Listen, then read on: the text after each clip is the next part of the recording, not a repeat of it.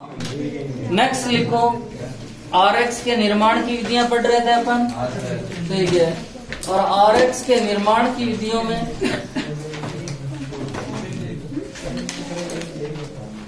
चौथी विधि है एल्कोहल की PCl3 व PCl5 के साथ क्रिया। एल्कोहल की PCl3 व PCl5 के साथ क्रिया। एल्कोहल की PCl3 व PCl5 के साथ क्रिया। कई जगह इसी को PX3 फास्फोरस ट्राइहेलाइड और फास्फोरस पेंटाहेलाइड के नाम से जानी जाती है। अब देखना इधर कि कैसे क्रिया करेगी। एल्कोहल लिया और एल्कोहल क्या होता है भैया, ROH।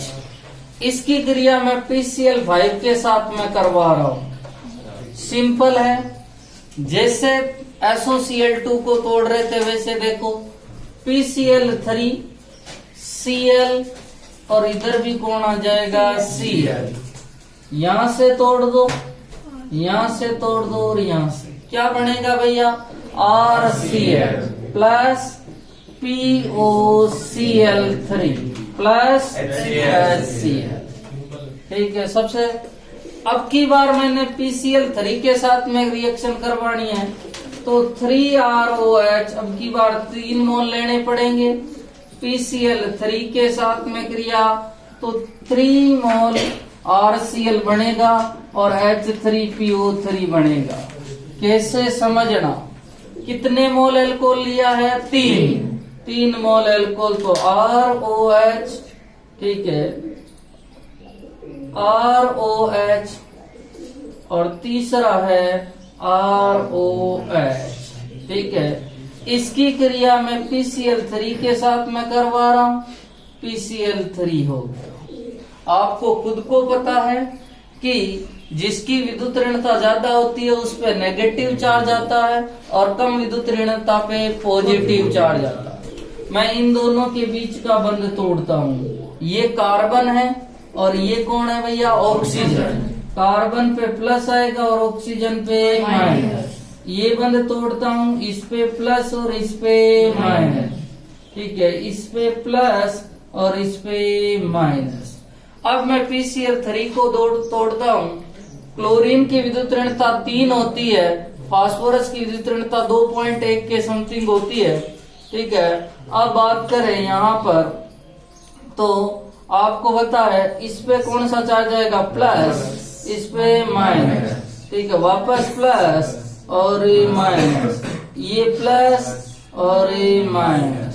ये प्लस वाला किसके साथ में जुड़ेगा, माइनस, ठीक है। तो देखो R और Cl दोनों जुड़ेंगे, क्या बनेंगे, RCl कितने मोल है, 3 मोल RCl प्लस, ठीक है। अब देखो ये P और कितने OH है भैया, 3, तो मैं POH3 ऐसे लिख सकता हूँ, ठीक है। और इसी को मैं लिख सकता हूँ, कितने हाइड्रोजन है भैया, 3, H3PO3। समझ में आ गया ना। अरे भाई ऑक्सीजन भी कितने हैं, 3, हाइड्रोजन भी 3 और फास्फोरस 1, ठीक है। अब देखो इसी का एग्जाम्पल देख लेते हैं। सर मेरे को यदि R का मान C2H5 दे देवे, C2H5OH प्लस PCl5, क्या आप रिएक्शन करवा लोगे, अरे बोलो हाँ। यदि मेरे को CH3OH देवे और PCl3 देवे तो ध्यान रखना इसको कितने मोल बना देना, 3, ठीक है। और रिएक्शन दोनों की रिएक्शन कर लोगे, ठीक है। लिखो जल्दी से, कितनी सिंपल है।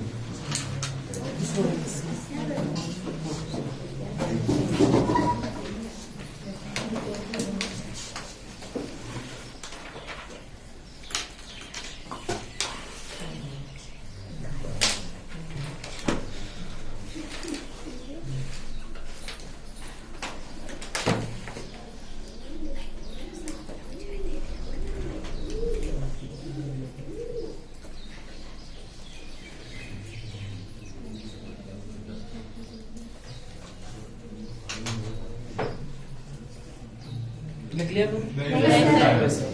इसको पूरी करना। हाँ।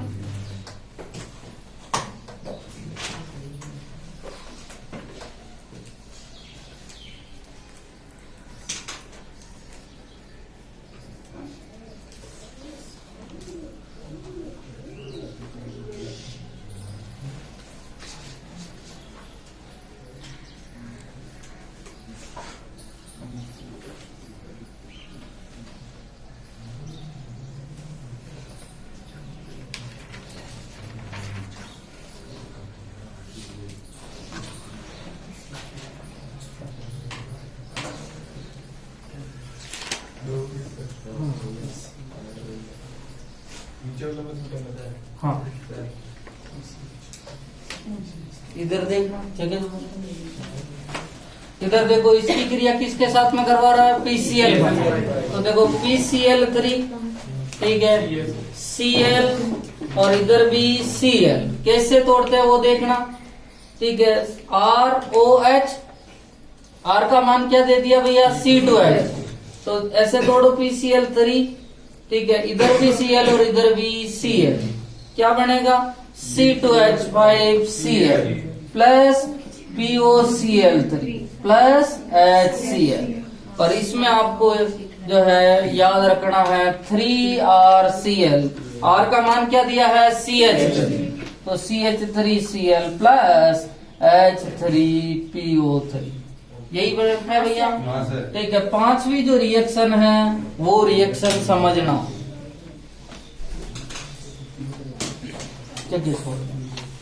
अब देखो एक मिनट, पांचवी रिएक्शन है ROH की HX के साथ क्रिया द्वारा। ROH का मतलब क्या हो गया भैया? एल्कोहल, और HX का मतलब होता है हेलोजन अम्ल, ठीक है। कौन से अम्ल होते हैं? हेलोजन। X का मान क्लोरीन, ब्रोमीन, आयोडीन, ठीक है। और फ्लोरीन की विद्युत ऋणता ज्यादा होती है, इसीलिए उसको सामान्यतया काम में नहीं लिया जाता, ठीक है। सुनना, एल्कोहल की क्रिया HCl के साथ ZnCl2 की उपस्थिति में करवाते हैं। किसकी उपस्थिति में? Zn। तो RCl प्राप्त होता है, करवाते हैं तो RCl प्राप्त होता है। क्या प्राप्त होता है? RCl। और वही एल्कोहल की क्रिया आपके जो है, एल्कोहल की जो क्रिया है वो HBr व HI के साथ सांद्र H2SO4 की उपस्थिति में करवाते हैं। सांद्र H2SO4 की उपस्थिति में करवाते हैं तो RBr व RI प्राप्त होते हैं। RBr व RI प्राप्त होते हैं। कैसे देखना, एल्कोहल ये है, इसकी क्रिया किसके साथ में करवा रहे हैं भैया? HCl। किसकी उपस्थिति में? ZnCl2, शुष्क ZnCl2, और उसको और गर्म कर दिया गया, ठीक है। यहां से यहां निकल जाएगा H2O, ये R किसके साथ में? Cl, तो क्या बनेगा? RCl plus H2O।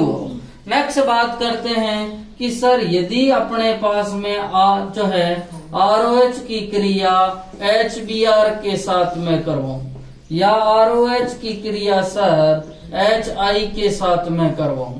किसकी उपस्थिति में करवाऊंगा? सांद्र H। और आपको याद रखना है कि सांद्र H2SO4 जल निकालने का काम करता है। सांद्र H2SO4 किसका काम करता है? जल निकालने का। तो यहाँ से तो क्या निकलेगा? H2, और यहाँ से भी H2, तो क्या बनेगा? RBr प्लस H2, और इधर बनेगा RI प्लस H2। इनकी क्रियाशीलता का क्रम क्या रहेगा?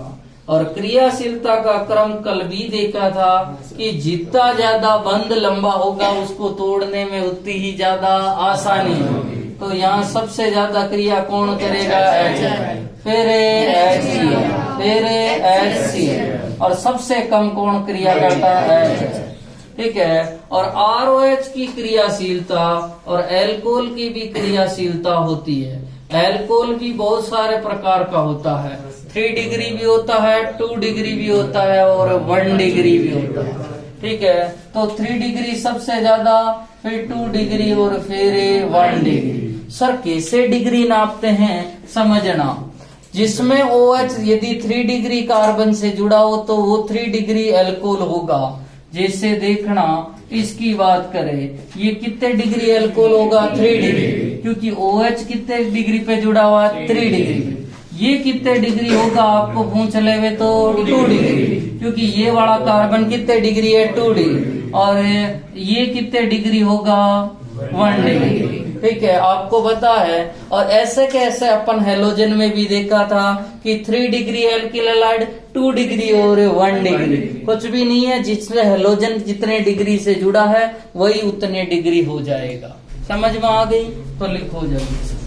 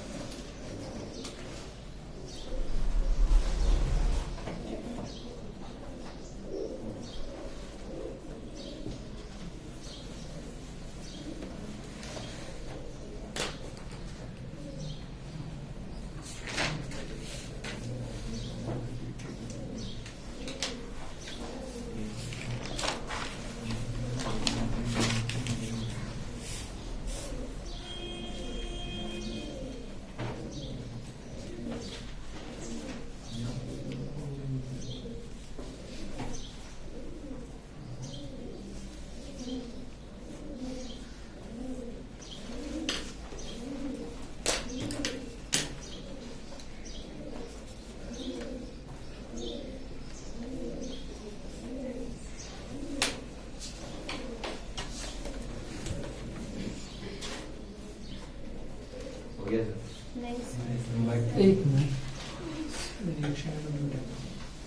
मिनट सर पैसा अब नीचे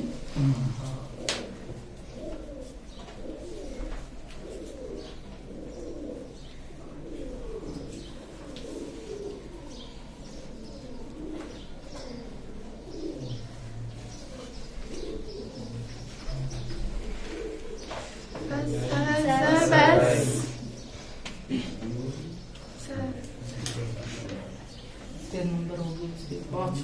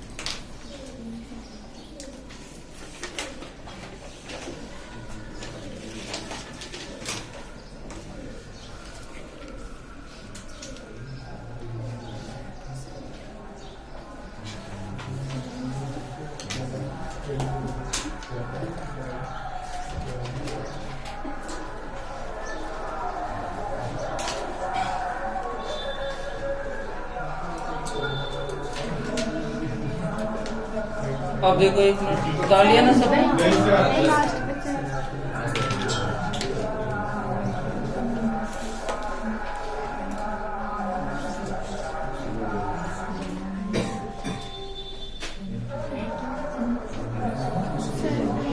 अरे नहीं मिटा सर बस लास्ट। तो यही सही। एक मिनट, एक शब्द देखना। एक शब्द होता है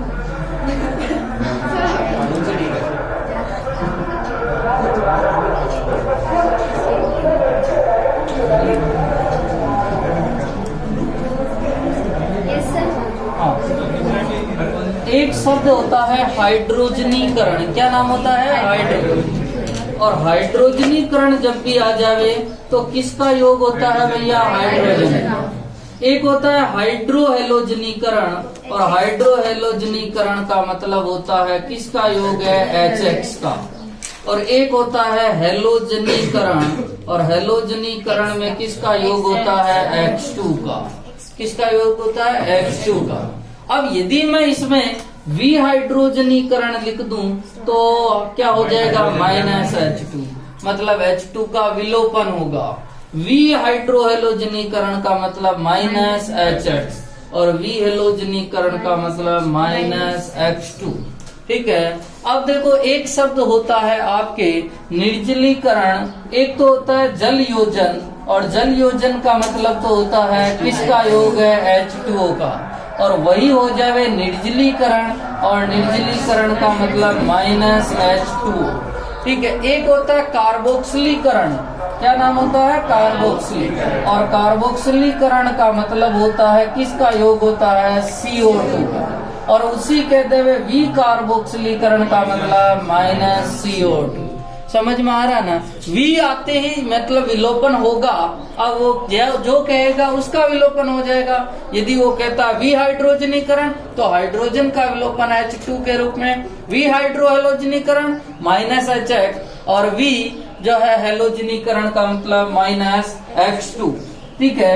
नेक्स्ट जो रिएक्शन है उसका नाम है हुन्स-डीकर रिएक्शन। इसमें लिखना हुन्स-डीकर में हेडिंग लिखो जल्दी से। हुन्स-डीकर रिएक्शन नेम रिएक्शन है। हुन्स-डीकर रिएक्शन लिखना। मोनोकार्बोक्सिलिक अम्ल, मोनोकार्बोक्सिलिक अम्ल, कार्बोक्सिलिक अम्लों के सिल्वर लवण की क्रिया, मोनोकार्बोक्सिलिक अम्लों के सिल्वर लवण की क्रिया, सिल्वर लवण की क्रिया Br2 के साथ Br2 के साथ CCl4 की उपस्थिति में करवाने पर CCl4 की उपस्थिति में करवाने पर CCl4 की उपस्थिति में करवाने पर विकार्बोक्सिलीकरण होकर विकार्बोक्सिलीकरण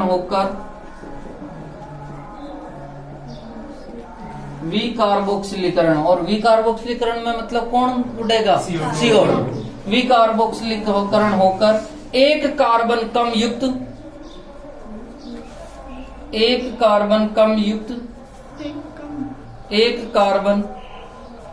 युक्त RBr का निर्माण होता है। एक कार्बन कम युक्त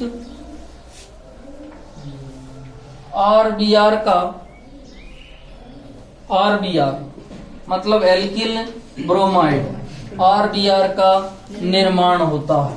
इसका निर्माण होता है RBr। अब बात आती है कि सर पहला ही शब्द हमें समझ में नहीं आया कि मोनो कार्बोक्सिलिक अम्ल क्या होता है। एक मिनट लाइट ऑफ कर दे। एक नंबर, दोनों ही एक नंबर।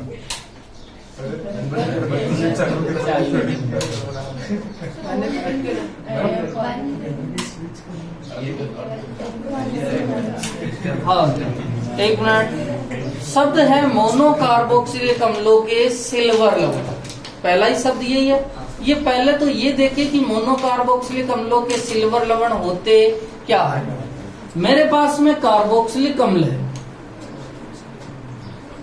और कार्बोक्सिलिक अम्ल है मतलब ये क्या है भैया? एसिड। इसकी क्रिया में AgOH और AgOH एक सार होता है, अर्थात क्या होता है? बेस। सार हो गया। अम्लों की क्रिया सार से करवाने पर क्या बनता है? लवण और जल। ठीक है, यहाँ से OH और यहाँ से क्या निकाल दूं? H। ठीक है, और क्या बनेगा? RC double bond OOAG। और यही है मोनो कार्बोक्सिलिक अम्लों के सिल्वर लवण। मोनो कार्बोक्सिलिक अम्लों के सिल्वर लवण। अपन ने कहा है सर लवण बन रहा है, ठीक है, और ये लवण है। साथ में क्या बनेगा भैया? H2। ये मोनो कार्बोक्सिलिक। मोनो क्यों कहा है इसकी बात करते हैं। एक